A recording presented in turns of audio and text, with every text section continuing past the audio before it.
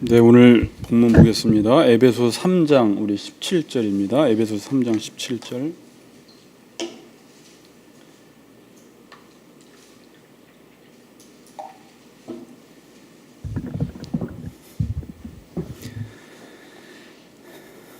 우리 17절 같이 읽겠습니다. 시작. 믿음으로 말미암아 그리스도께서 너희 마음에 계시게 하시옵고 너희가 사랑 가운데서 뿌리가 박히고 터가 굳어져서. 우리 한 번만 더 읽겠습니다. 시작. 믿음으로 말미암아 그리스도께서 너희 마음에 계시게 하시옵고.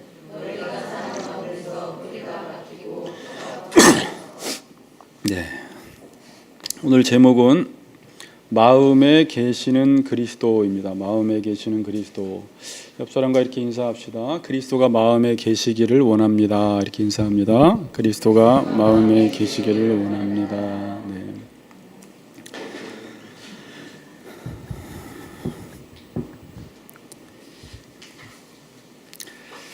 솔직히 이 설교하는 게 좀 어려워요. 말씀을 연구하고 묵상하다 보면 단순한 것 같은데 계속 생각하면 할수록 신비한 것들이 튀어나와서 사도 바울이 쓴 의도대로, 하나님이 말씀하신 의도대로 제가 지금 잘 파악하고 있는지, 정말 사도 바울이 그런 기도를 했는지 다시 한번 묻게 되고, 또 우리가 연약하기 때문에 우리가 바라는 것은 성령께서 지혜와 계시형을 주셔서 또 이 말씀을 잘 깨달을 수 있도록 우리가 간구하는 것밖에 없을 것 같고, 여러분들이 집에 돌아가셔서 에베소 교인들이 사도 바울을 위해서도 복음을 담대하게 전할 수 있도록 위해서 사도 바울이 기도 부탁한 것처럼 저도 여러분들에게 그런 기도 부탁을 드리고, 여러분들이 좋은 말씀을 먹어야 되니까 저 유목사가 한 주간 동안 마음을 잘 지켜서 말씀을 잘 치우치지 않게 연구해서 잘 전할 수 있도록 날마다 좀 기도해 주시기 바랍니다. 네. 지금 우리는 바울의 기도를 살펴보고 있습니다. 이 바울의 기도의 특징은 지난 시간에 말씀드렸듯이 일반적인 종교성에 의한 기도, 다시 말하면 내가 원하고 필요한 것을 얻기 위해서 신께 나아가서 구하는 그런 기도의 내용이 아니라, 지금 바울이 기도하는 내용은 하나님께서 이미 우리에게 주신 것들, 에베소서 1장 1절에서 14절까지 창세 전에 하나님께서 우리를 향한 놀라운 계획과 약속과 그 율로기아 복, 이것을 모든 것을 우리에게 다 주셨기 때문에 그것을 믿음으로 받아서 누리라는 것입니다. 그래서 그것을 알 수 있도록 지금 기도하고 있는 것입니다. 우리가 하나님의 자녀가 된 순간 하나님이 모든 것을 우리에게 주셨습니다. 그렇죠? 에베소 1장 3절에 하늘에 속한 모든 신령한 복을 우리에게 주셨다 그래요. 그러니까 이제 지금 이 기도 전체는 이 복이 얼마나 크고 이 사랑의 깊이가 얼마나 깊고 이게 얼마나 풍성한지를 우리가 지금 깨달아 나가는 가운데 있는 거예요. 어쨌든 하나님이 우리에게 주신 복이 얼만큼이냐, 성경에서는 다 주셨다 그럽니다. 다 주셨다라는 것을 오늘 기도에서는 지식에 넘치는 그리스도의 사랑이라고 말해요. 우리가 생각하는 그 지식보다 훨씬 더 높은 그 사랑을 우리에게 주셨고, 그 뒤에 보면은 우리가 생각하는 것보다 더 넘치도록 우리에게 주셨다. 그러니까 아마 여러분들이 상상하는 것, 여러분들이 알고 있는 것 그 이상의 것을 하나님이 우리에게 풍성하게 넘치도록 이미 창세전에 여러분들에게 복을 다 주셨다라고 지금 말씀을 하고 있습니다. 그럼 이것을 우리가 얻기 위해서는 가만히 있으면 이것을 얻는 것이 아니라 성경에서는 너무 단순하게 일단은 믿어야 한다라고 말하고 있어요. 믿어야 한다. 지난 시간에 제가 여호수아서를 빗대어서 가나안 땅이라는 약속의 땅을 이미 주었지만 믿는 사람들, 그 땅을 밟는 사람들에게만 그 땅이 주어진다라는 사실을 우리가 살펴보았습니다. 이것을 구약의 신명기식으로 표현하면 신명기서에서는 지켜 행하면 복을 받는다 이렇게 말하는 거예요. 그러니까 믿으면 그 창세전에 우리에게 이미 주신 것들을 우리가 누린다 이 말을 신명기식의 표현으로 하면 여러분들이 그 말씀을 지켜 행하면 복을 받는다. 그 하나님의 말씀이 내 것이 된다. 지켜 행하지 않으면 저주를 받는다. 이렇게 나와 있어요. 성경에서 저주는 복이 없는 상태를 말해요. 복 없는 상태가 저주입니다. 자, 사도 바울의 첫 번째 기도 제목이 뭐냐면 속사람을 능력으로 강건하게 해달라는 기도입니다. 왜 속사람이 강건해야 합니까? 지난 시간에 왜 속사람이 강건해야 돼요? 속사람이 강건해야지 보이지 않는 것, 영원한 것, 하나님이 우리에게 주시려고 하는 그것을 우리가 보고 믿고 살아갈 수 있기 때문에 만일 속사람이 강건하지 않으면 어떤 사람이에요? 육신에 속한, 육에 속한 사람이 되어서 이 땅에 보이는 것만을 쫓아 살아갈 수밖에 없으니까 하나님 우리의 겉사람 말고 이 속사람을 강건하게 하여 주셔서 창세전에 보이지 아니하는 그 하나님의 말씀과 약속, 영원한 것을 내가 구하고 누릴 수 있도록 하나님 내 속사람을 강건하게 해주세요 라고 기도하는 것입니다. 이 기도를 한 이후에 두 번째로 어떤 기도를 하냐면 17절에 오늘 믿음으로 말미암아 그리스도께서 너희 마음에 계시게 하시옵고라는 기도를 해요.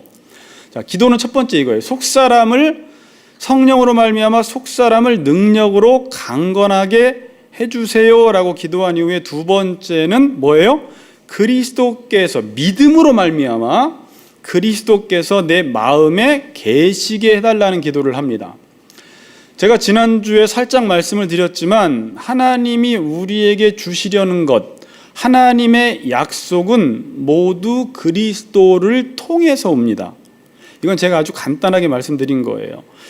그래서 신약 성경에서는 그리스도 안에서 in Christ 이 단어를 아주 많이 써요. 그리스도 안에서 모든 것을 하나님께서는 이루셨고 우리에게 다 주셨다라고 말씀을 합니다.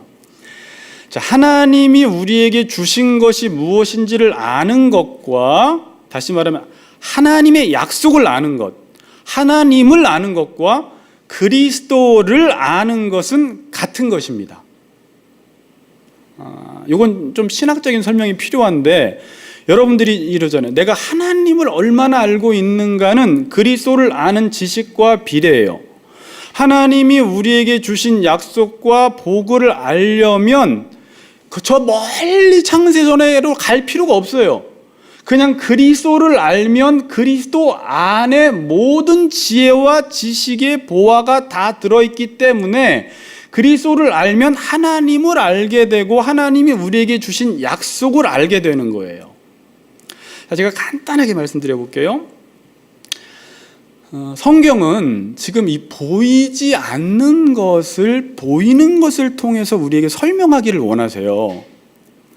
제가 지난 시간에도 여러분들에게 말씀드렸지만 하나님은 무한하시고 영원하시고 불변하다 이것을 하나님이 만약에 자기소개를 그렇게 한다면 우리는 그게 공유되지 않기 때문에 알아들을 수가 없어요. 하나님이 어떤 분이신지를 하나님은 알려주기 위해서 잘 들어보세요. 우리가 알아들을 수 있게끔 인간의 역사 이스라엘이라는 나라를 선택하셔서 그 하나님이 누구이신지를 역사 속에서 계시해 주신 거예요. 우리가 알아들을 수 있을 방식으로. 제가 예전에 그랬어요. 하늘나라가 어떤 곳인가, 하나님이 누구신가라는 것을 구약 성경을 통해서 보여주었는데, 인간 역사를 통해서 보여주었는데 이것은 실제가 아니라 모형이다 그랬어요. 모형. 그리고 이 모형은 누구를 통해서 이루어졌어요? 예수 그리스도를 통해서 이루어진 거예요. 그러니까 보세요. 그냥 쉽게 도식적으로 하나님이 예수 안에 다 들어가 버리신 거예요. 그래서 예수님이 그래, 나를 아는 자는 하나님을 안다. 하나님을 알고 싶으면 나를 알면 되는 것이에요.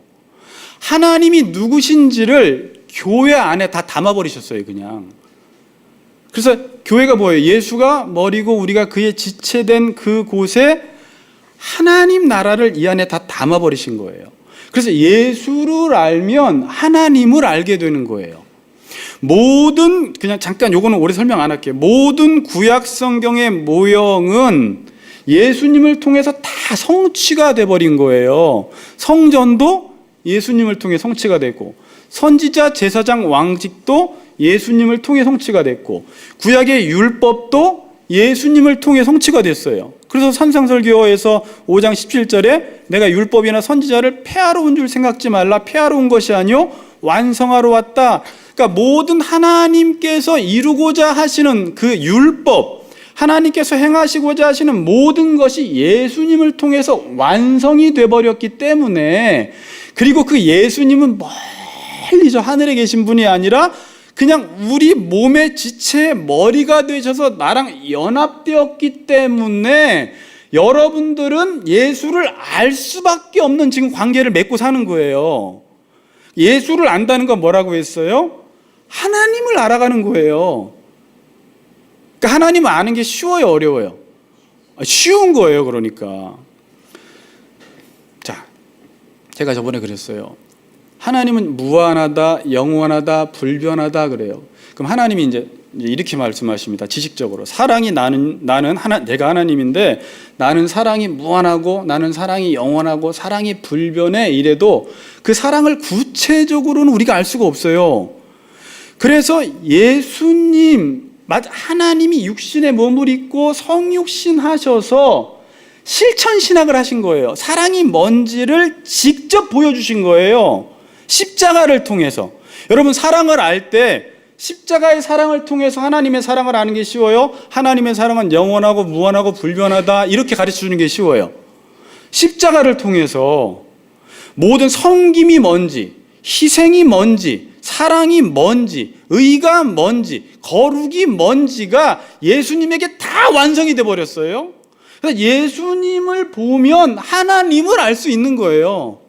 나를 본 자는 하나님을 본 것이고 하나님이 누구신지는 예수님 안에 다 담아버리신 거예요. 이게 놀라운 신비예요.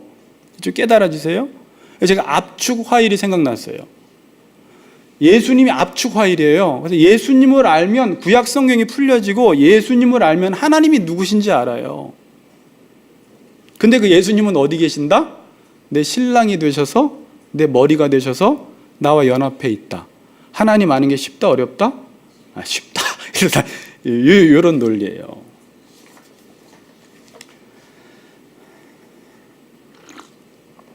그래서 아까 말씀드렸지만 골로새서 2장 3절에서는 그 예수 그리스도 안에는 지혜와 지식의 모든 보화가 감추어져 있다 그러고, 요한복음 5장 39절에서도 너희가 성경에서 영생을 얻는 줄 생각하고 성경을 연구하거니와 이 성경이 곧 누구에 대하여 증언한다? 내게 대하여 증언한다 라고 말씀을 합니다. 그러니까 하나님이 우리에게 주시려는 것을 얻기 위해서 어떻게 해야 합니까? 그리스도가 내 마음에 계시게 해야 된다라는 거예요. 여러분들이 그리스도가 내 마음에 계시지 않으면 여러분들은 늘 하나님은 그냥 객관적 하나님으로 남아있게 돼요. 나와 상관없어요. 그냥 하나님은 사랑이 많으시고 이 땅을 창조하셨고 섭리하시고 그 하나님은 예수님을 우리에게 보내주셨고 십자가를 지게 하셨고, 이론적으로 지식적으로 다 알지만 그리스도께서 내 마음에 계시지 않으면 실제적으로 하나님이 누구신지를 모르기 때문에 지금 사도 바울은 첫 번째 기도로 속사람을 강건하게 해달라는 기도한 이후에 바로 그 하나님이 누구이신지, 하나님이 우리에게 주신 약속의 복을 얻기 위해서는 엉뚱맞은 기도 같지만 그리스도께서 내 마음에 계시게 하라는 거예요. 마음에. 어떻게 이해가 되세요? 네. 믿음으로 말미암아 그리스도께서 너희 마음에 계시게 하시옵고 너희가 사랑 가운데서 뿌리가 박히고 터가 굳어져서, 이런 질문을 해볼 수가 있죠. 여러분 마음에는 예수님이 계십니까? 안 계십니까? 자, 이제 이렇게 성경 공부할 때 예수님이 내 마음에 계시냐 안 계시냐. 자, 예수를 믿으면 그리스도의 영, 성령이 우리 안에 오십니다. 그래서 예수 믿는 사람이면 누구나 성령의 인치심을 받고 거듭난 사람들은 다 우리 안에 예수님이 계십니다. 그래서 로마서 8장 9절은 만일 너희 속에 하나님의 영이 거하시면 너희가 육신에 있지 아니하고 영에 있나니 누구든지 그리스도의 영이 없으면 그리스도의 사람이 아니라 그래요. 그러니까 그리스도의 사람이 되기 위해서는 그 안에 누가 있어요? 그리스도의 영이 다 누구에게나 있습니다.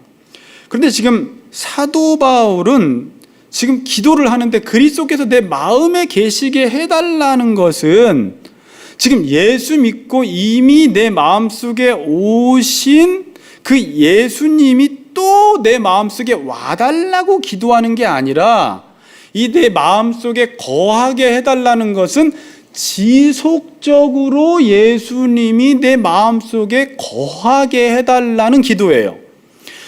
그래서 여기서 계시게 하시옵고라는 이 단어는 지속적으로 정착하여 거주하는 것을 말해요. 자, 그러니까 이런 논리가 형성돼요. 예수 믿어서 성령이 우리 안에 계시지만 그러니까 이제 여러분 잘 새겨 들으세요. 지속적으로 예수님의 마음에 안 계실 수는 있어요. 예수님과의 관계는 맺고 있지만 예수님이 내 마음 속에는 없을 수 있다라는 거예요. 근데 어떤 그리스도인들은 지속적으로 예수님이 내 마음에 거하시는 분도 계시다라는 것입니다. 자, 우리가 잘 아는 요한계시록 3장 20절 같이 한번 읽어봅시다. 요한계시록 3장 20절. 자, 시작.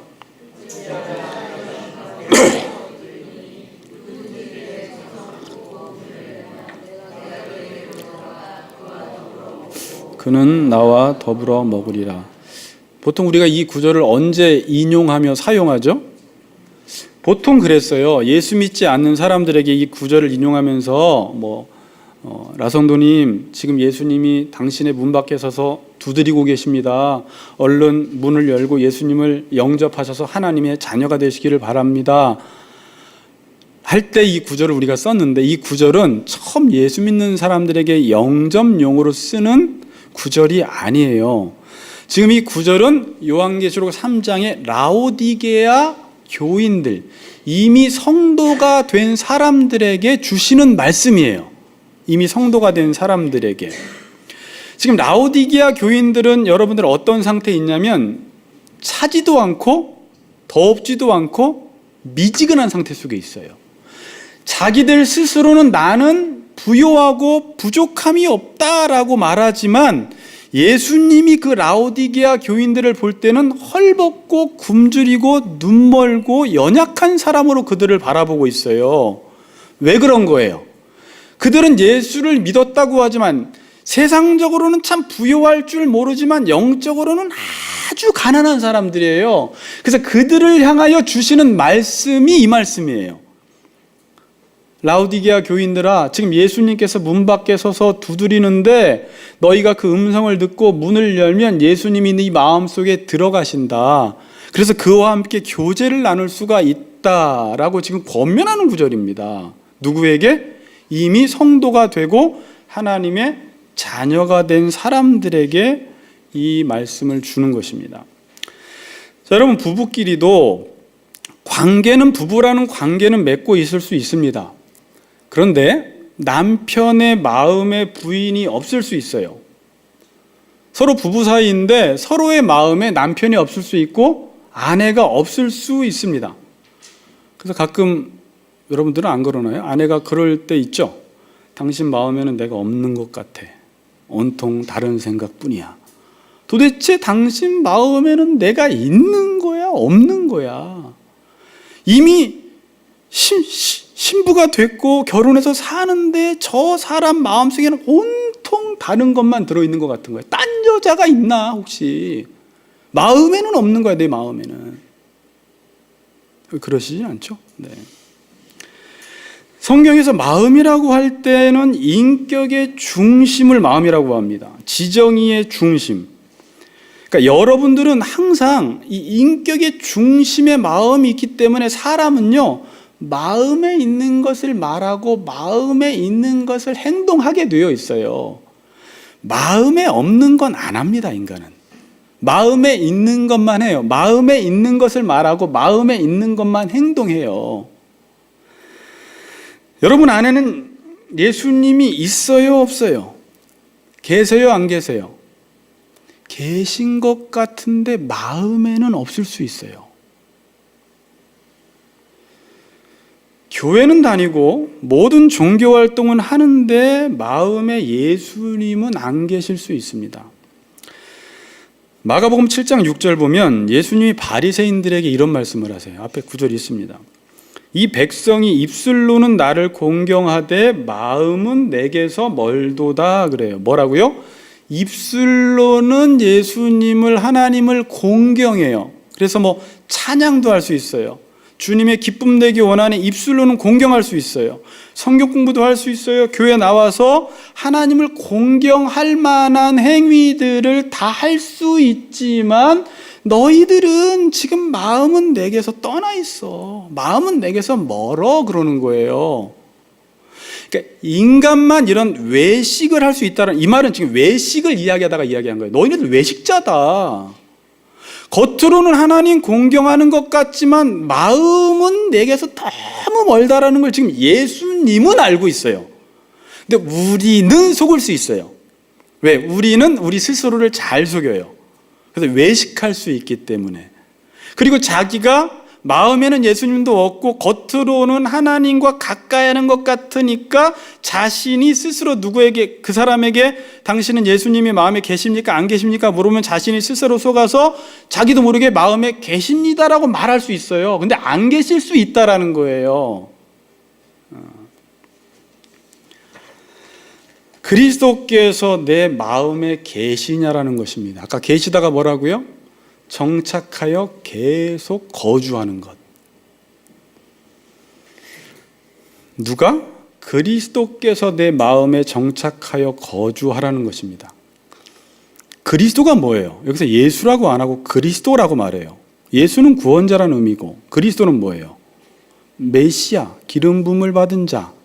그러니까 구약 성경의 기름 부음을 받은 자는 메시아.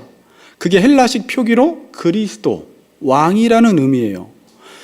주인이라는 의미예요. 당신들의 삶 속에 예수가 정말 왕과 주인으로 계시냐라는 질문이에요. 그러니까 여러분 스스로 내 마음에는 예수가 있느냐라고 질문할 때는 내 마음 속에 정말 나의 삶 속에 예수가 왕이시고 주인이시냐라는 이 질문이에요. 지금 예수님은 교회로 우리의 머리가 되셨잖아요. 지금 정말 너의 삶 속에 예수가 왕이고 머리 노릇하고 있느냐? 그러면 마음속에 계시는 것이다 라는 거예요. 그러면 머리고 왕과 주인이라는 건 뭐예요? 여러분들이 무슨 일을 하건 어디에 있든지 간에 그분을 왕으로 인정해 드리는 거예요. 주인으로 인정해 드리는 거예요. 그래서 내가 어떤 일을 선택하고 결정하고 행동할 때 예전에 예수님이 없을 때는 내 마음과 내 뜻대로 모든 걸 했지만 이제는 한 번 더 생각을 하는 거죠. 예수님이 내 주인이라면 뭘 선택을 해야 될까? 예수님이 왕으로서 나를 다스린다면 나는 어떻게 행동해야 할까? 그래서 그 주인과 왕의 통치를 받고 뜻을 따라 살아가면 그것이 그리스도께서 내 마음에 계시는 것이라는 거예요.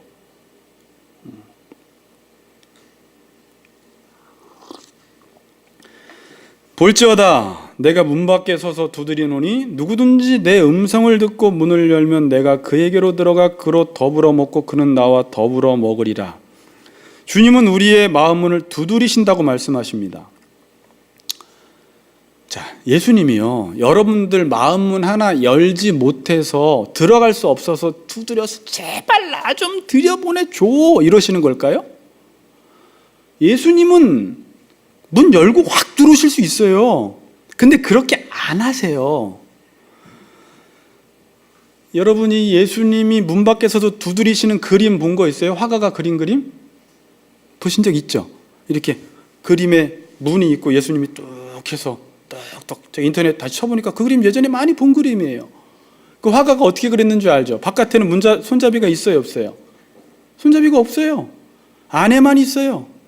누구든지 내 음성을 듣고 문을 열면 내가 그에게로 들어가는데, 예수님의 음성을 듣고도 네가 문을 열지 않으면 나는 너와 교제 못한다라는 거예요. 여기서 오늘 말씀이 전해져도 예수님이 지식적으로 왕이다, 주인이다, 머리다 이렇게 아는 게 신앙생활이 아닙니다. 그럼 실제적으로 그 음성을 듣고 내가 문을 열고 예수님을 나의 주인으로 초청해서 살아가면 어떤 결과가 일어나는가?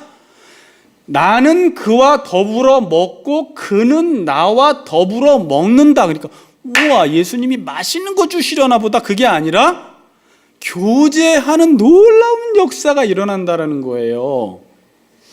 누구에게? 예수님을 마음에 모신 자. 다시 말하면 예수님이 나의 주인이 되시고, 주인이 되신다는 건 뭐냐면 늘 주인의 뜻을 물으면 그와 교제를 하게 돼 있어요. 그래서 예전에 옛사람의 습관대로는 내가 선택하던 것을 선택하지 않고 늘 주님이 기뻐하시는 것을 선택하며 살았더니 주님 안에 있는 것을 내가 더불어 먹고 마시는 놀라운 교제가 이루어진다라는 거예요. 여러분과 교제하는 사람이 돈이 100억이 있습니다. 그럼 여러분은 덩달아 어떻게 돼요? 그 100억을 더불어 먹고 누리는 거예요. 오선의 성도님 남편이 재산이 1000억이면 그냥 오선의 성도님은 노주영 성도님이랑 결혼한 것밖에 없는데 그걸 더불어 누려요. 남편이 요리를 기가 막히게 하면 결혼해서 교제를 하면 그 요리를 내가 더불어 누리는 거예요.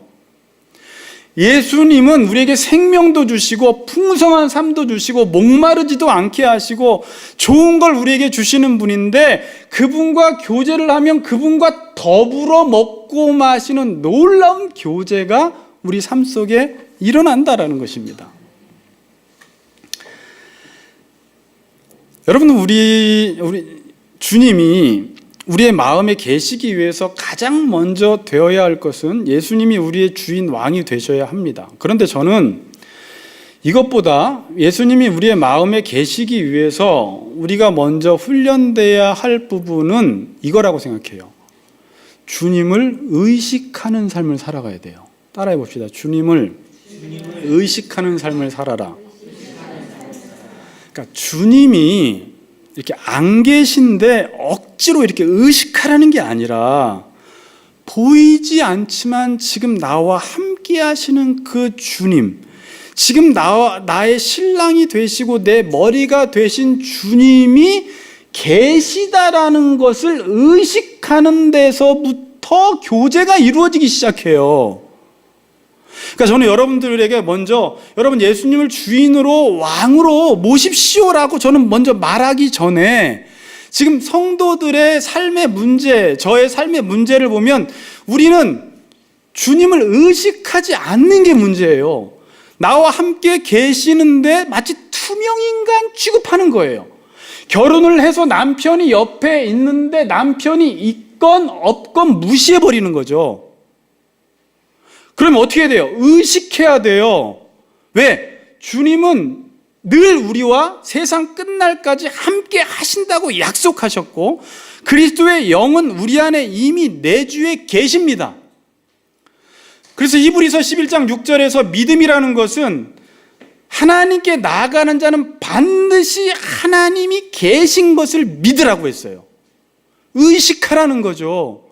오늘 여러분들이 예배 드릴 때도 먼저 뭘 해야 돼요? 믿음은 뭐예요? 하나님이 이 가운데 계시구나라는 것을 의식할 때 우리의 어떤 행동의 변화가 오기 시작해요. 무시할 때랑 의식할 때랑 생각과 행동과 마음의 변화는 반드시 따라오게 되어 있습니다. 얼마 전에 제가 최성 교사님 이야기를 자주 하는데 교제를 너무 오래 하다 보니까 그분이 그때 저한테 그런 말씀을 하셨어요. 그리스도인들이 하나님이 늘 나를 보고 계신다라는 사실, 이 당연한 사실을 너무 자주 잊고 산다 그러세요. 그러니까 그분의 삶이 그거죠. 늘 하나님이 나를 지켜보고 계신다면 어떻게 저렇게 행할 수 있을까, 그거예요. 그러니까 너무 그리스도인들이 하나님이 나와 함께 하시고 나를 보고 계신다라는 그 사실을, 너무나 당연한 사실을 잊고 사니까 삶이 저지경이라는 거예요. 그거 하나만 의식하고 살아도 어떻게 그렇게 과감하게 그런 범죄를 저지를 수가 있고 그런 부끄러운 행위를 할 수 있겠냐라는 거예요. 어디서부터 오는 거예요? 하나님의 임재의식의 부재부터 오는 거예요.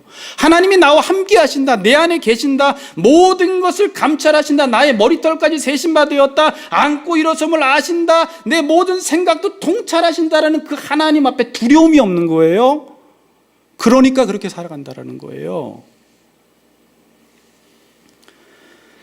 여러분, 주님과의 교제는 의식하는 것에서부터 시작이 됩니다. 의식이라는 말은 깨어서 인식하는 거예요. 뭐라고요? 깨어서 인식하는 거예요. 그러니까 자신의 상태를 깨어서 바라보는 거예요. 인식하는 거예요. 내가 뭘 하고 있잖아요? 그럼 그걸 의식하고 있어야 돼요. 근데 우리는요, 육적으로는 그것을 의식하는데 영적으로는 내가 지금 주님과 함께 하고 있는데 하나님이 다 나를 보고 계시는데 그 상태를 인식하지 못하니까 자기가 의식하지 못하는 거예요. 사람이 죄를 지면서 우리는 어떻게 저럴 수 있을까? 그 사람들은 자기 상태를 지금 의식하지 못해요. 어느 날 보니까 내가 왜 그런 짓을 했지? 그러는 거예요. 여러분들이 성령으로 충만하잖아요.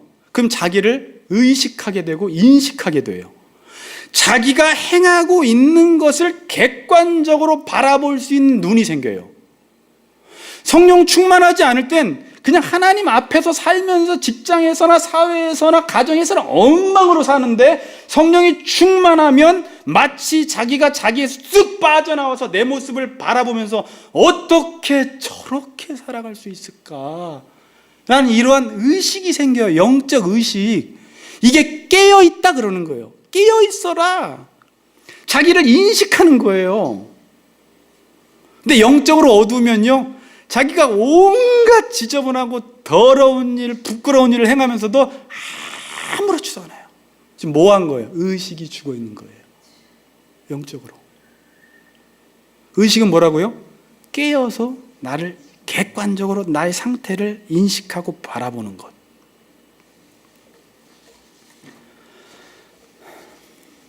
주님과의 교제는 주님을 의식하는 것에서부터 시작한다는 것입니다.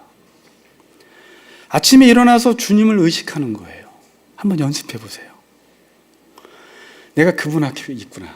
그분이 나의 주인이시구나. 그분이 나의 모든 것을 보고 계시는구나. 그리고 그분과 대화하기 시작하는 거예요. 직장에 나가서도, 버스 타면서도, 일을 하면서도 주님을 의식하는 거예요. 나를 못 살게 하는 사람, 여러 가지 상황 속에서 주님을 의식하는 거예요. 혹시나 여러분들이 죄를 짓는 상황 속에서도 예전에는 주님 이때만큼은 잠깐 절러요? 그래서 의도적으로 의식하지 않죠. 의도적으로 죄질 때만큼은. 그러나 그때도 의식하는 것입니다. 그럼 어떤 일이 벌어지냐면, 여러분 삶 속에서 여러분들이 주님이 기뻐하시는 일을 막 하면, 주님 나 잘했죠. 나 영적 싸움에서 이겼어요. 칭찬해 주세요. 이게 주님과 교제라는 거예요. 그래서 자기가 또 죄를 져요. 죄를 지면 주님 잠깐만 이게 아니라 거기서 부끄러워할 줄 아는 거예요. 이게 주님 앞에 사는 거예요. 죄를 지어도 주님 앞에서, 착한 일을 해도 주님 앞에서. 그러면 주님과 교제가 이루어지는 거예요. 이게 주님을 의식하기 때문에.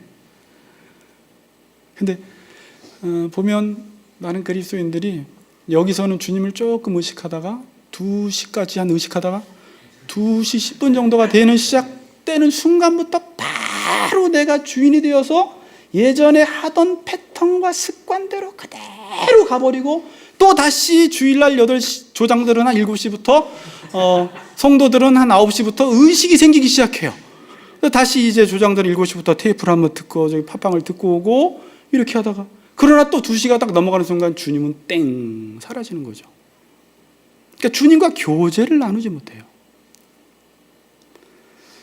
성경 인물 중에 하나님과 정말 가까이서 교제하며 지냈던 사람이 누구예요? 물론 바울도 있어요. 바울은 어느 정도 되면 주님이 내 안에 산다 그랬어요. 그냥 바울은요, 얼마나 주님과 가까이 했냐면 내 안에 사는 이 예수다. 내가 사는 게 아니야. 내 안에 예수가 살아, 예수가.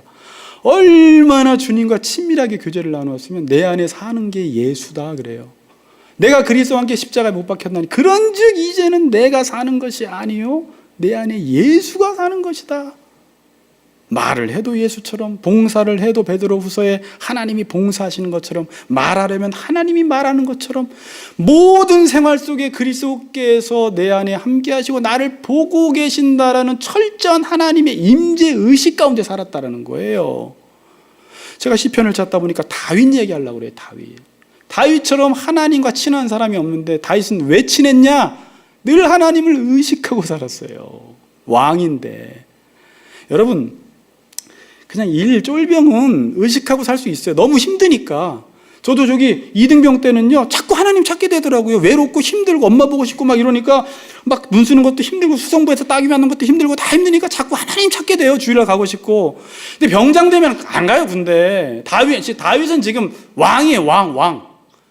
하나님 의식 안 해도 돼요. 자기가 모든 걸 다 부릴 수가 있어요. 근데 다윗은 시편 139편에 보니까 5절에 주께서 나의 앞뒤를 둘러싸시고 라는 말을 해요. 주께서 나의 앞뒤를 둘러싸고 계시다라는 철저한 하나님의 임재의식 가운데 있었던 거예요. 시편 16편 8절에 보니까 내가 여호와를 항상 내 앞에 모시며 그가 나의 오른쪽에 계심으로 내가 흔들리지 아니하리로다 그래요. 어떻게 해요? 항상 여호와를 내 앞에 모시고 살았어. 그냥 어디를 가나 여호와를 내 앞에 모시고 살아서 예배하는 자의 삶을 산 거예요. 그리고 그가 내 오른쪽에 계심으로 내가 어떤 상황 속에서도 흔들리지 아니한다 그래요.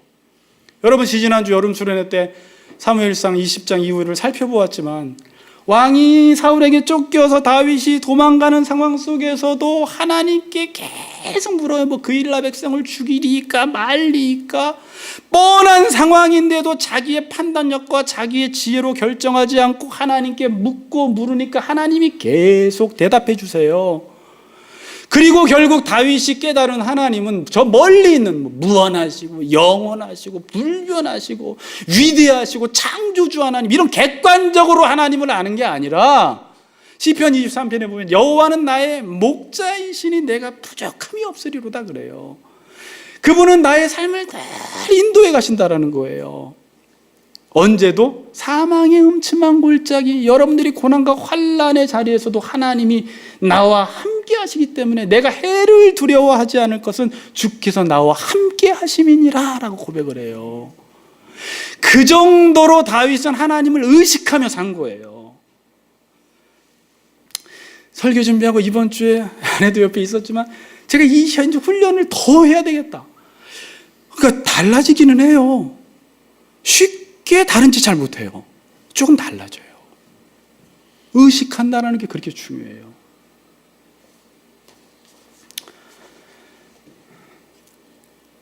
주님을 의식하지 않으면 예수를 믿으면서도 여전히 내가 하던 대로, 내가 결정하던 대로 늘 똑같이 살아갑니다.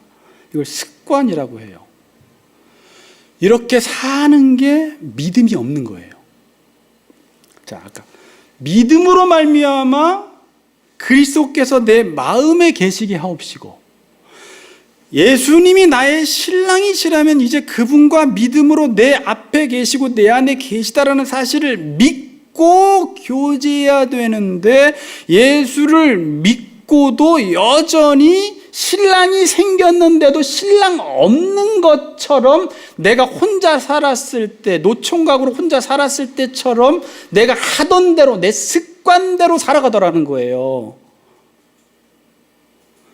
결혼을 하면 결혼을 누려야 되잖아요. 관계를 누려야 되잖아요. 그런데 관계를 맺어놓고도 마치 마누라가 없는 것처럼, 남편이 없는 것처럼 예전의 삶의 습관과 패턴대로 살아간다는 거예요. 옛사람의 습관대로 살아간다는 거예요. 습관이란 이런 뜻이에요. 오랫동안 되풀이하여 몸에 익은 채로 굳어진 개인적 행동. 우리는요, 지금 여러분들이 행하는 모든 것은 오랫동안 되풀이해가지고 그게 몸에 익어서 딱 굳어진 것들을 계속 해나가고 있습니다. 여러분들은 오랫동안 되풀이해서 몸에 익은 채로 굳어진 행동. 그래서 늘 하던 것을 해요. 교회만 다녔지 그리스도인들이 늘 하던 것을 한다라는 거예요. 삶은 전혀 변화가 없어요. 그럼 늘 하던 대로를 바꾸려면 어떻게 해야 돼요? 새로운 습관을 만들면 되는 거잖아요. 새로운 것을 늘 오랫동안 여러분들이 되풀이해서 몸에 익어서 그것이 몸에 완전히 굳어지도록 또 습관을 만들면 되잖아요. 그 습관을 어떻게 하라고요? 이제 나는 예수 없는 사람이 아니라 예수님이 나의 신랑이 되어서 나와 교제를 맺고 있기 때문에 이제 이 교제에 익숙해지라는 거예요. 예수님과 함께 지내는 이 습관을 익숙하게 만들라는 거예요. 이게 되지 않으면 우리 삶의 경건은 없어집니다, 여러분. 앞으로 제가 이제 4장 이후부터 17절부터 쭉 무슨 얘기를 하면 옛사람과 새사람에 대해서 나오기 시작하고요. 그 뒷부분은 이제 윤리를 계속 이야기해요. 윤리적 권면을 해요. 너희들은 이제 이렇게 살아라 말하는데 여러분들이 잘못 들으면 지겨울 수 있어요. 나는 도저히 그렇게 살아가지도 않고 그렇게 살 마음도 없는데 이제 에베소 4장 이후부터 윤리적인 이야기를 쭉 하면 너무 듣기 싫어요. 여러분들이 총각 때는 여러분들이 하던 습관대로 살아가는데 부인이 생기고 남편이 생기면 당연히 삶의 패턴이나 삶의 방식이 바뀌는 거죠. 예수님과 관계를 맺지 않다가 예수님과 관계를 맺으니까 어떤 일이 생겨요? 삶이 당연히 바꾸는 거예요. 그런 차원에서 윤리적 삶을 살라는 것이에요. 성경에서는. 그냥 여러분들 보고 착하게 살아라 이런 게 아니에요. 예수님과 교제를 하다 보니까 주인의 뜻을 찾게 되고 주인이 기뻐하시는 것을 행하게 되고 예수님이 원하시는 게 무엇인지를 늘 삶 속에 찾다 보니까 나의 삶은 자연스럽게 변화되지 않아요. 변화되어 가는 것입니다. 여러분들이 예수 믿고 새로운 습관이 생긴 게 뭐예요? 숙제예요. 나중에 조언들하고 조장들하고 난 예수 믿고 새롭게 생긴 습관, 아니면 나는 그냥 교회만 다녔지 습관은 예수님 있건 없건 똑같다 그러면 아직까지는 지금 예수님과의 교제가 빈약한 사람이에요. 어떻게 총각일 때랑 결혼할 때랑 삶의 패턴이 똑같습니까? 그럼 분명히 이 사람은 신부를 무시하고 산 거예요. 삶이 같을 수가 없어요. 저번에도 우리 오선의 동무님 댁에서 성경 공부 한번 할 때 김은영 집사님이 이런 했어요. 어떤 목사님의 설교를 듣는데 당신은 예수님과 교제하고 있습니까? 그런데 자기 자신을 보니까 이건 집사님뿐만이 아니라 다 그럴 거예요. 내가 정말 예수님을 아나? 예수님과 교제하고 있나? 예수님을 내가 어떻게 알고 있지? 잘 모르겠다라는 거예요. 그러니까 우리가 알고 있는 예수님은 어떤 예수님이냐면 그냥 객관적 예수님 있잖아요. 십자가에 돌아가셨고 화목제물로 죽으셨고 그분은 교회의 머리이시고 뭐 이렇게 알아요. 그런데 이제 그분이 내 신랑이 되셔서 나와 함께 사는데 그 신랑 대신 예수님과 교제를 하지 않으니까 교제하면서 누렸던 지식은 없는 거예요. 그냥 예수님은 십자가에 돌아가셨어, 2000 몇 년 돌아가셨다 3일 만에 부활하시고 500명에게 보이시고 승천하시고 성령을 부어주시고 이렇게 객관적인 지식은 알아요. 하나님께서 잘 들어보세요. 우리를 예수님과 결혼시키려고 종으로 있던 우리들을 예수님을 값주고 우리를 사셔서 이제 예수님과 결혼시켜서 행복한 삶을 살라고 이 모든 일을 했는데 우리가 알고 있는 것은 지금 교제는 하지 않고 하나님이 나를 십자가의 구속으로 나를 구원해 주셨고 그리고 예수님은 나를 위해 죽으셨고 그분은 사랑이시고 이건 다 아는데 지금 그분이 나의 신랑이시고 나의 머리가 되셔서 나와 교제하라는 게 목적인데 교제는 하지 않아서 예수님이 누구세요? 물어보면 예수님이 누군지 몰라. 그냥 그런 객관적 지식만 아는 거예요. 여러분은 어떠세요? 예수님과 교제하면서 참 그분과 더불어 먹고 마셨던 경험들이 있어요? 있어요. 조금씩 있어요. 교제하신 분들은.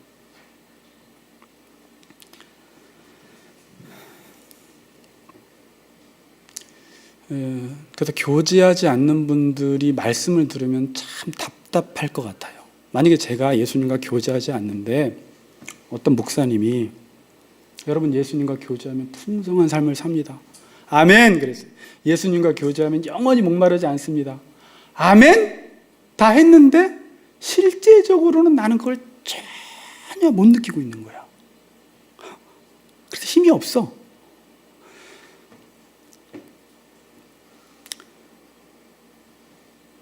여러분들 불고기를 드시기 바랍니다. 예수님과 교제하면 불고기를 먹게 됩니다. 그래서 아멘. 그래서 예수님과 교제하면 소고기를 먹게 됩니다. 삼겹살을 먹게 됩니다. 아멘. 그랬어요. 그런데 막상 아멘은 했는데 내 안에 예수님과 교제를 하지 않았기 때문에 여전히 배가 고파. 그게 혹시 우리의 모습이 아닌가 싶은 거예요. 객관적으로 하나님의 말씀, 예수님의 말씀을 아는데 내가 직접 그분을 나의 삶의 주인으로, 삶의 왕으로 모셔드려서 그분의 뜻을 따라 살았다면 나의 삶이 지금 이 정도가 아니라 훨씬 더 풍성한 삶을 살았을 텐데 교제를 누리지 않으니까 우리는 여전히 예전에 행하던 방식대로 살아가고 그냥 교회만 다니는 사람들로 종교 생활하지 않는지를 한번 생각해 보라는 것입니다. 오늘 성경은요, 결론이에요. 하나님을 알아가는 것이 그렇게 어렵지 않다라고 말을 해요. 지식적으로 조금 부족해도 돼요. 신학적으로 좀 부족해도 돼요. 지식으로 많이 안다고 해서 하나님을 아는 게 아니에요.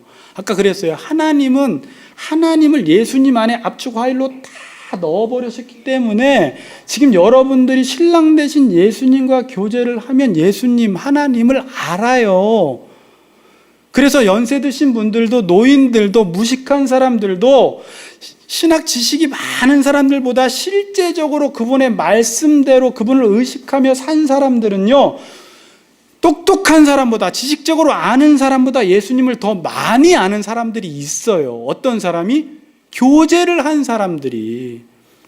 그래서 여러분들이 지식적으로 많이 알아도 교제를 하지 않는 사람은 그냥 머리에서만 늘 논리적으로 맞냐 틀리냐는 하지만 하나님도 모르고 나는 예수님도 모르고 나의 삶 속에 예수님이 어떻게 일하시는지도 모르고. 왜?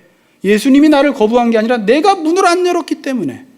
내가 예수님을 주인으로 지금도 받아들일 마음이 없어. 지금도 예수님을 왕으로 받아들일 마음이 없어서 예전에 지내오던 습관대로 살아가니까 삶이 변화될 턱이 없는 거예요. 제가 이 말씀 참 묵상하면서 이 생각 저 생각 다 났는데 그냥 정말 실질적으로 우리가 적용할 수 있는 것은 여러분 이번 주에 돌아가셔서 그냥 예수님을 의식하는 삶을 살아가세요. 여기서부터 시작을 해야 돼요. 주인 이렇게 안 해도 돼요. 일단 주인의 뜻을 따라, 뜻 모르는 사람 많아요. 지금 신앙적으로 어린 사람들은. 그냥 여러분들이 살아갈 때 혹시 부끄러운 일 할 때도 주님이 계시다고 했지. 에이 몰라요. 처음엔 이렇게 할 거예요. 그러나 그냥 그 앞에서 하는 게 이미 경건이에요. 그리고 또 해 놓고도 거기서 또 주님 앞에 나가서 회개하는 게 그게 지금 주님과 교제입니다. 그렇게 해버릇하세요. 뭐가 문제냐? 주님 자체를 거부하는 것 자체가 문제예요. 의식하지 않는 게 문제예요. 그렇게 하면서 삶의 변화는 따라와요. 믿습니까? 우리가 해야 될 일은 계속해서 새로운 습관들을 만들어내시는 겁니다. 그래서 하나님의 임재 가운데 예수 믿는 실질적인 풍성함을 누리며 사는 우리 같이 걷는 교회 성도님들 되시기를 주님의 이름으로 축복합니다.